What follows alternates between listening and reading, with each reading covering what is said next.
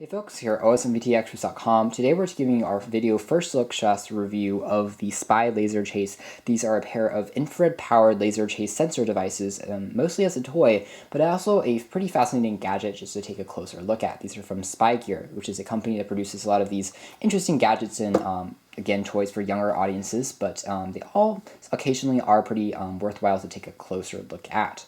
The Spy Laser Chase devices basically comes in a package of 2, and they retail for around $30, which keeps the cost fairly low, which is nice because these products tend to have higher price tags than they are usually justified, and this one happens to not be the case, fortunately. What's powering these are actually infrared sensors akin to those found on your remote control or perhaps on your cell phone with the proximity sensing and all that. And essentially you have an infrared sensor on here and an infrared sensor on here. And very similar to like how NFC works and how other infrared sharing devices work, where you have 2 phones, you put them together and information is shared. This is like how this functions.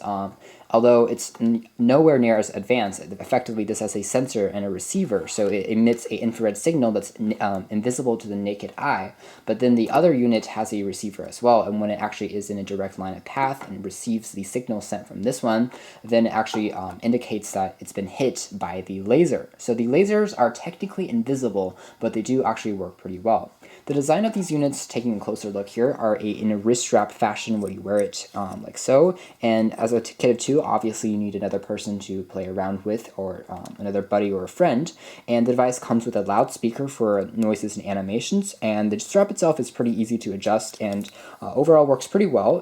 The device is slightly large in your wrist, but it's not too bad at all. On the top here is an LED indicator to tell you when you've been hit by the other laser. This is, again, laser chase or laser tag. And on the other side here, we just have the laser sensor that you don't want to cover.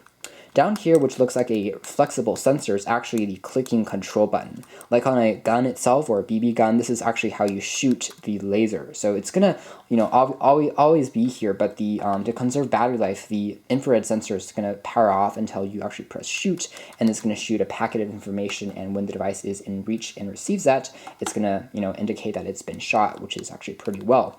And in the back, you can change the batteries. Unfortunately, the device uses cell batteries, so it's not as easy to change as say AAA batteries or AA batteries can be.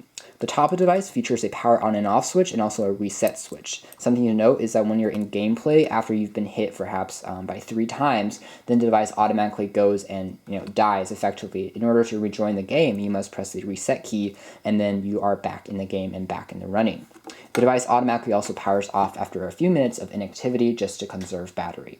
So taking a look at how the device actually functions, if we power the unit on, like so, it's actually pretty sensitive in terms of actually being in a line. If I point somewhere else altogether, in this case, it actually hits, but if we have to go through walls and stuff, it actually will not work. So something to note that you have to be in rather close proximity, but you can be at a few, I would say about 100 feet or 200 feet away, and the device will usually still work, very similar to Bluetooth. If you get too far away from the origin, it will not work. So you can see here that I shot this thing by pressing it and shooting it, and this one made the noise because I was shot, and the LEDs are flashing. And I can get back by shooting, and the same things will happen here. There's a sound for you shooting, and one for being shot, and I can shoot this one again.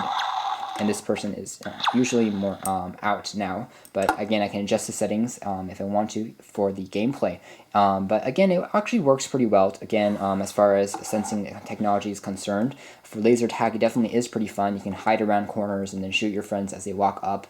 And it's better than, I guess, regular tag in the sense that it's more secretive, it's more high-tech, but it's not as good in the sense where if someone sees you, they basically can tag you instead of really physically running all over the place, because the sensors do work that well. But that said, other than the fact that the battery life is not so great, I think the technology behind it is fairly interesting, and the device definitely works as advertised from Spy Gear.